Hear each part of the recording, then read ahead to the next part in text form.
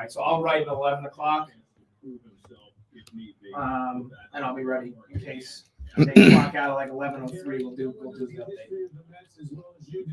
Yeah, at this point, Usually the protocol from like when turnoff is here is if something ends before 5, like 11:04, like right before 11:05, they would do an update. So I'll have one ready.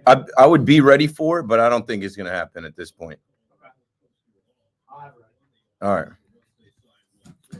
Talking to Pat Boyle about whether we're going to get a 11 o'clock update here.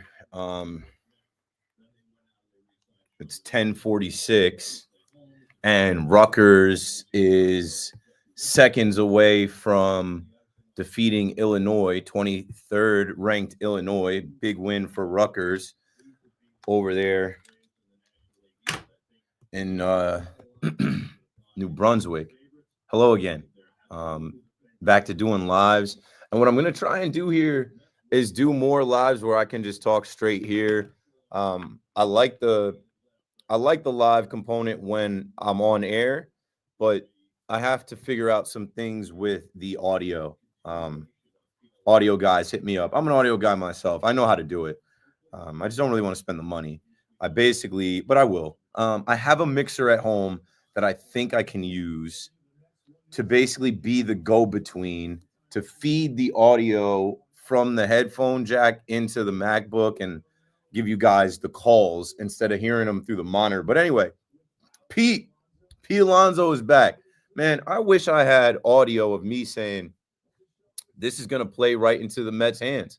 I wish I had the audio ready. If you listen to my show, you know I've been saying it, that like this is only going to work in the Mets' favor, that Pete Alonso had a down year and there's no market for him. They have the richest owner in the sport. They are going to get him at their price. And they did. And after Amazing Day, where the fans were chanting, "We want Pete, get it done, re-sign Pete," it's clear that Steve Cohen heard that and David Stearns heard that, and they were ready for that. And they leaned into that so much so that they called out Scott Boras and basically said, yo, we don't like the way these negotiations have been going. So that was what? Not this past Saturday, the Saturday before. And what happened? I bet you they went back to the drawing board and somebody had to give, right? Yo, what up, bro? Talercio's gang, what up? Somebody had to give. And that's the thing in negotiation. One side, this side. So what did they give, right? The Mets gave him more money than he's worth annually. Pete Alonso shouldn't be making $30 million a year. But at the same time, they have the richest owner in the sport. That money's nothing to Cohen. It's a quick money grab for Pete. And what did Pete have to give? He had to give up the thought that he's going to be a lifetime Met. He had to give up the thought, not even just a lifetime Met. He had to give up the thought that he's going to be with this Mets team for more than a year. This is a one-year thing. And I said it on Twitter. I was putting out my initial thoughts on Twitter because we had the Brooklyn Nets game end and the Rutgers game end and the post game. So I'm still not going to probably get on for another 25 minutes. But what I was saying on Twitter, I'll pull up for you guys. This all played out perfectly for the Mets. If you're a Mets fan, you got to be happy right now. You got to be pumped right now with just like how everything unfolded. And you can still keep your dreams of Vladimir Guerrero Jr. You can still keep your dream of like, okay, bro, the lineup is better. You protect your Juan Soto investment and you get another year of Pete where you're more competitive with Pete in the lineup. And I'm almost positive he's going to have a better year. Before I pull this stuff up, let me say what's up to some people. Still need pitching, but solid lineup next year. Vlad sweepstakes. You have pitching though. It's just pitching that has to be developed and worked on in your pitching lab, and we'll see. But you have a president of baseball operations that's not going to sit around and not make moves. They have plenty of guys. They just got to see what they turn into. We don't know what Clay Holmes is going to be. We don't know what Frankie Montas is going to be. If Manaea and Peterson are more like they were last year, you're in good shape. You have a Griffin Canning for insurance. Who am I leaving out? Kodai Senga. Pam, what's up? There you go. You can still use LFGM. That's Pete's thing. It continues. And another thing I said, and I'll put this in my notes, after the run the Mets had, you couldn't keep losing pieces of the puzzle. You couldn't keep losing pieces of the puzzle. I'm glad he's back with the Mets. I am too. I work in New York on WFAN, and I want both teams to be competitive. We went from 2 years ago, both teams not in the postseason, to last year having both teams make the final four teams and get to the championship series. It was lit. It was a good time. So from New Rochelle, Keith, Mets need to go get Dylan Cease now. Perhaps. Are they going to give up? You got to give to get. Are they going to give up prospects? I don't know if they're really in the business of doing that. Best case scenario, maybe Pete DH next year with Vladdy at first. Maybe. But here, now I'll pull up what my thinking is with that. Let me go to my desktop and pull up a couple of screenshots. I think this is a 1 year thing. I think this is one and done. I just have the inkling that, let's see. Where is it? Right. I said amazing day help, bro. The Mets won. Pacoda might have to give them a couple more wins. Steve Cohen and David Stearns look great right now. They look like they hold all the cards together and know exactly what they're doing. Richest and smartest in the room. Start the baseball. We can only speculate for now. Are the Mets going to be dominant? Are they going to be good? We don't know. Start the games. But here's in regards to Boris and the Mets and the Blue Jays. I said, does Pete fire Boris? I'd cut ties, but maybe not. If Boris was really talking to the Blue Jays for months, there's definitely a future there. They'll let Vladdy walk and sign with Steve Cohen and the Mets. They'll have a bag of money waiting for Alonso in Toronto next year. Wait for it. The Blue Jays can't get anybody to go up there. They offered Juan Soto $700. They offered Ohtani $700. I don't know if they offered Judge. They got Santander to sign there. They got Max Scherzer to sign there. Nobody wants to go up there. I bet you Pete will for the right price next year because he's out of options. So does he cut ties with Scott Boras because of how this went? I don't think so. I think Scott still owes him, and he knows, hey, you were rapping with Toronto for 2 months.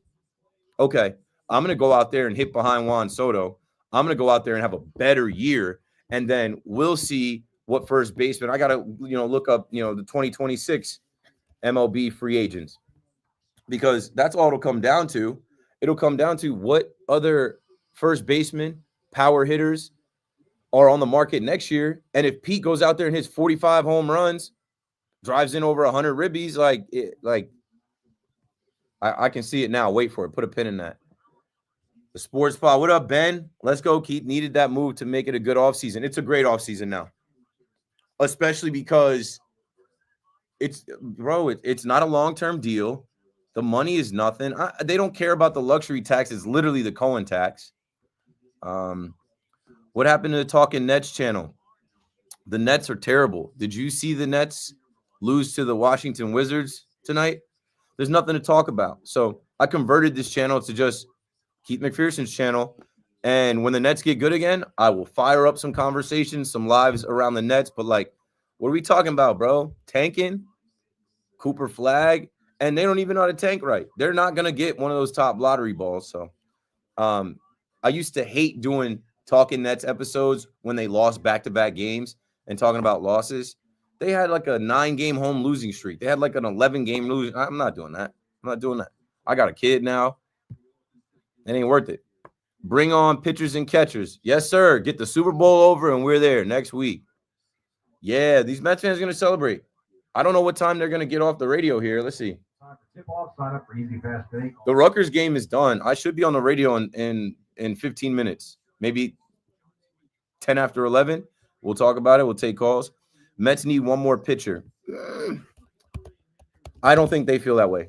But if they could make a trade and get one, then perhaps they will. But I think they're looking at their rotation with Kodai Senga, with Sean Manaea, with David Peterson, Frankie Montas, Clay Holmes, Tyler McGill, Griffin Caning, Paul Blackburn as like we got enough starting pitchers. Christian Scott is not going to be available, but at some point maybe Brandon Sproat comes up. I think that they think they're fine right now to go in the season with what they have in their starting rotation. Now that could change. That could certainly change. I got too many tabs open on this computer. Let's see. Think the Mets will take Stroh and DJ for Lindor. You Yankee fans, y'all funny. This season will be lit. Of course it will. This is all we have. The Knicks are not gonna win. I'm sorry. I know I shouldn't say that, but the Knicks are like, let's keep it a bean. The Knicks are not winning. They're not winning the championship. They're not even going to Eastern Conference Finals. I tried to tell y'all that a while ago. So like that's gonna be fun until we get to April, and then when they get eliminated, it's gonna be all Mets and Yankees. Football teams are trash. I guess we'll tune in for the draft and see what happens there. But yeah, all we have in New York is baseball for real. Dylan Cease puts a ball in this offseason. So who are you gonna trade? You can give up Ronnie Mauricio. Now, though, actually, now I'm gonna put this in my notes. Dylan Cease. Now, you could move Brett Beatty. You can move Ronnie Mauricio. You're gonna leave. You're gonna leave Mark Vientos at third base now.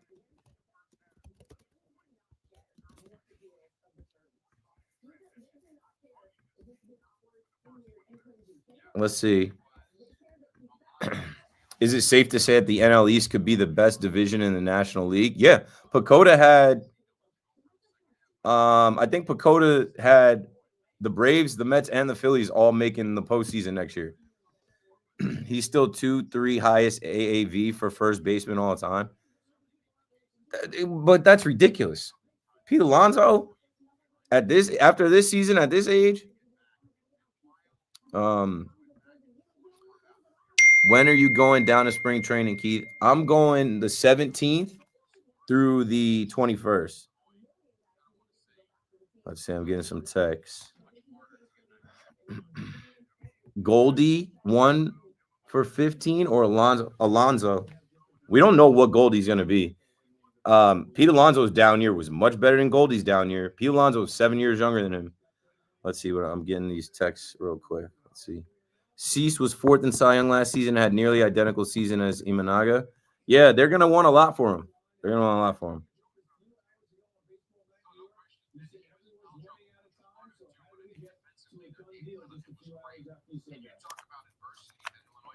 I'm ready soon as Rutgers raps. I had a bunch of other things in my notes, but this is great. Yeah, I was gonna try and talk about the Super Bowl. Let's see. I was gonna talk about just like random things in my notes. Eli in the Hall of Fame. How people are saying they're not excited for the Super Bowl, but that's cap. You'll be excited on Sunday. I was going to talk about the Yankee fan that grabbed Mookie Betts, and how he's like been getting like hate mail and people have been harassing him, and he said he just wants to be left alone. I got a bunch of Super Bowl stats, but I'll save them for Friday maybe, because this Pete Alonso stuff is going to dominate the news cycle for 24 hours. So we're going to be talking about this on the Fan, obviously, for weeks, but like it's going to be the lead story. It's going to be a lead story for tonight and all into tomorrow.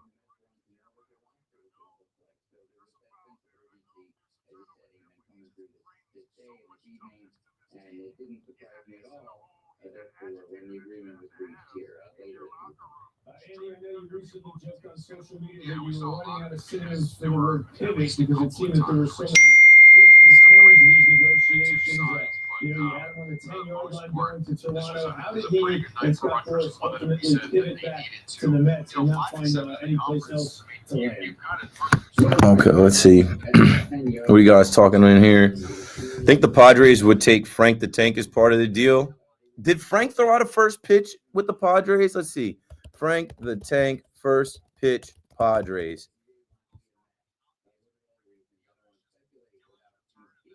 I don't know if he did. They might be down. They might be down for that, yeah. How was the Hall of Fame signings event? It was great. What I'll say is they changed it this year in the layout, which like just gave you access to everybody. I loved it. I was hanging out with all the players, Aaron Boone, Cashman, Michael Kay, John Sterling. It was a good time. It should be Bills, Eagles, Eli in the Hall of Fame, no brainer. It shouldn't be Bills. The Bills had an opportunity to go tie the game, win the game, couldn't get it done. I hate the Eagles, but they were the best team. Hopefully the Chiefs beat them. And yes, Eli, I will talk about at some point tonight. I don't know why anybody is even thinking that like Eli is not first ballot Hall of Fame. Of course he's going to be. Of course he's going to be. I was going to talk about Jets front office. That's all going to be on the back burner now.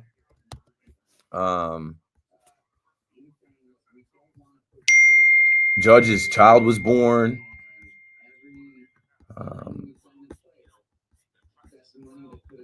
What else did I have in my notes? Stephen A. Smith is approaching a $100 million ESPN contract, and for some reason, his name has been floated out as a Democratic candidate for president in 2028. What else we got? Malik Neighbors saying that he wants a veteran quarterback in there if they draft a rookie, like he wasn't just a rookie. Let's see. Yo, if that Betts hand grabber says he thought about doing that for years, then he should have thought about what happens next. F out of here with that stupid fan. Bro, that's what I was saying the whole time, right? There was a clip. If you go look online, I think I retweeted. You'd have to go back to when CeCe made the Hall of Fame. There was a clip, and I was at that game. It was the ALCS in 2019? Maybe game 4 or 5, where CeCe threw his arm out on the mound and they flashed to right field, and that same guy is hitting the padding. And so, yeah, you know, he said he protects that wall, and you're 100% right. If he says that, you know, they planned on doing that for years, then you should have thought of the repercussions. You should have thought of what would happen. You can't do that. I tell people all the time in Yankee Stadium, y'all need to chill. Y'all need to relax. There's hella security here. Like, you think this is a free-for-all? It's not. They got cameras. They're watching you. I've seen multiple people jump on the field to streak. I'm like, you're an idiot. There's a whole police precinct right down the street, courthouse. You can be spending the night down there.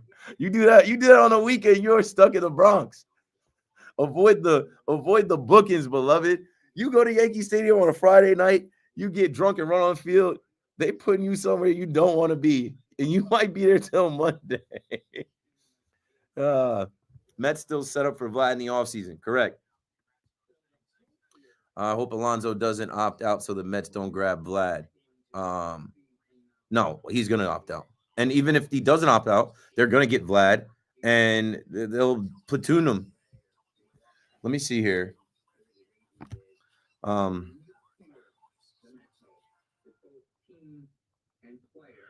Let's see.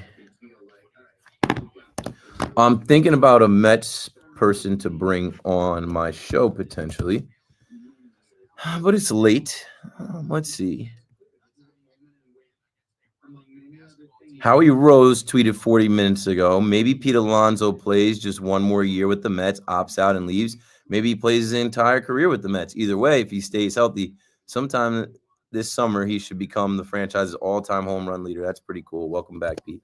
I like that. Maybe. We'll worry about the future when the future comes. For now, it is what it is.